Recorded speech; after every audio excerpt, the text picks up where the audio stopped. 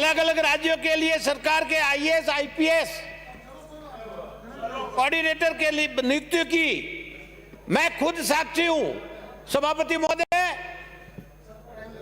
मुख्यमंत्री आवास में 20 बार टेलीफोन करने के बावजूद जितने अधिकारी लगाए हुए थे एक भी फोन नहीं उठाता था। परदेशियों को आवागमन के लिए आंध्र प्रदेश से लगाकर, गुजरात से लगाकर, महाराष्ट्र से लगाकर, मेरे बाड़मेर जिले के भी प्रवासी अपने धंधे के व्यवसाय के लिए बाहर जाते हैं। राजस्थान सरकार ने जो ऑफिसर तय किए थे उनके नंबर भी व्हाट्सएप पे डाले थे ग्रुप में, एक भी अधिकारी ने फोन नहीं उठाया। और कोरोना काल में प्रवासियों के लिए ऐसी हालत कर दी कि वास्तव में वो पैदल चलकर 15-15 दिन तक आए, कोई टेलीफोन उठाने वाला नहीं था। भाई लूट रहे कि हमने ये किया और वो किया।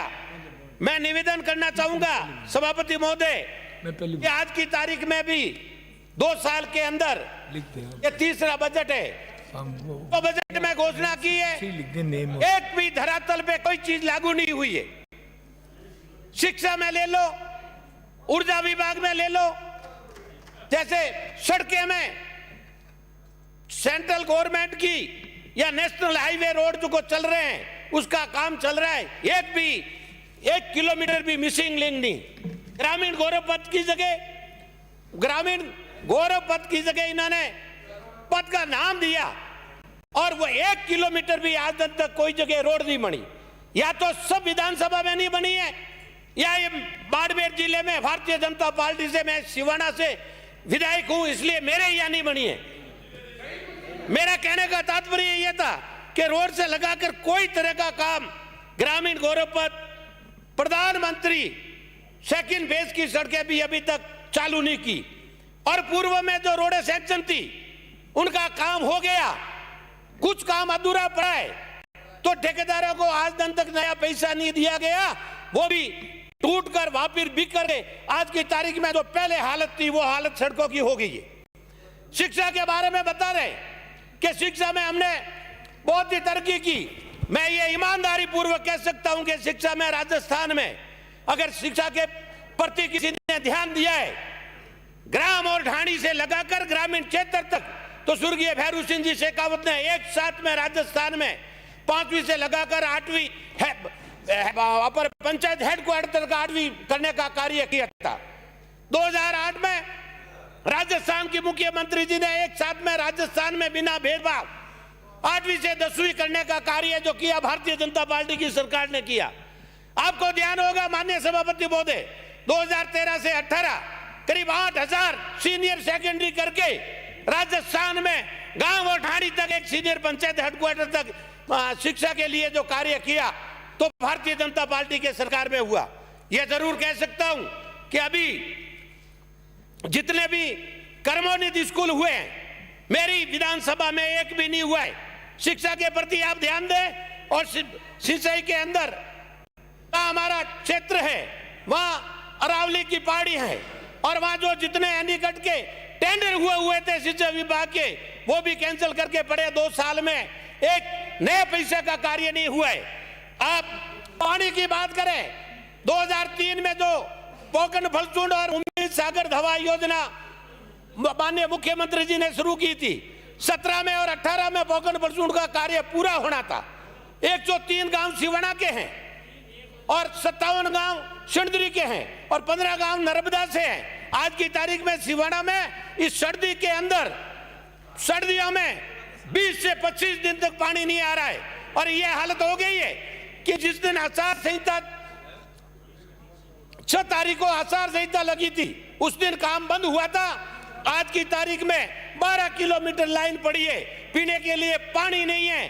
कई बार मंत्री जी को निवेदन कर चुके, कई बार मुख्यमंत्री जी को निवेदन कर चुके, और सबसे ज्यादा तो माननीय सभापति महोदय, मेरी 3 पंचायत समिति या 3 तहसील है, 2 उपखंड अधिकारी बैठते हैं, वहां पेयजल के लिए 2 अयन, एक डेपुटेशन पे 4 जयन, एक जयन था उसको भी उठा के लेके गए।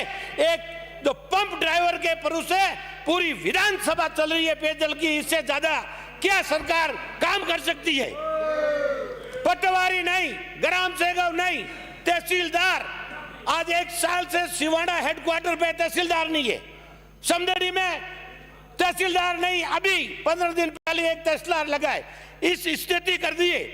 आप शिक्षा के बारे में कहेंगे 2018 में ITI 15 करोड़ से सिंदरी में बड़ी हुई पड़ी है। भवन कई बार मंत्री जी को निवेदन करने के बाद में आज दिन तक उसमें जंजर हो रही है। 15 करोड़ की लागत से बनी हुई, आज दिन तक उसमें चालू नहीं की, स्टाफ नहीं लगा। आप कह रहे हैं हमने कॉलेजें खोल दी, कहां है भवन आपका? एक भी भवन नहीं। मेरे समदड़ी में कॉलेज खोल दी, सिवाड़ा में प्रोफेसर नहीं, सिवाड़ा में 3 करोड़ सैंक्शन हुए, काम चालू हुआ, पेमेंट नहीं दिया तो आज काम वो बंद पड़ा है।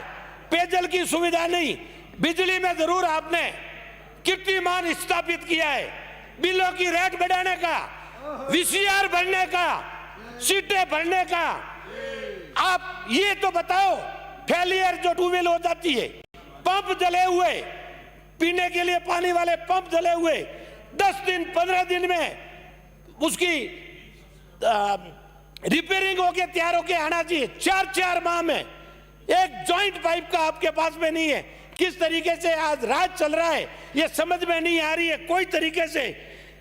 यह जरूर आपने परिसीमन करके एक तोहफे के रूप में 104 की पंचायत बना दी, जैसलमेर में 304 की पंचायत बना दी।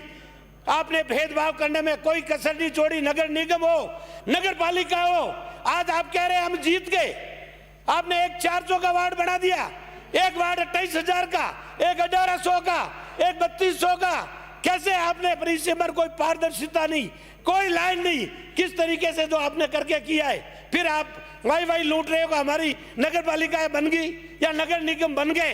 एक तरफ तो आपने 18,000 का वार्ड है, एक तरफ आपके 314 का वार्ड है।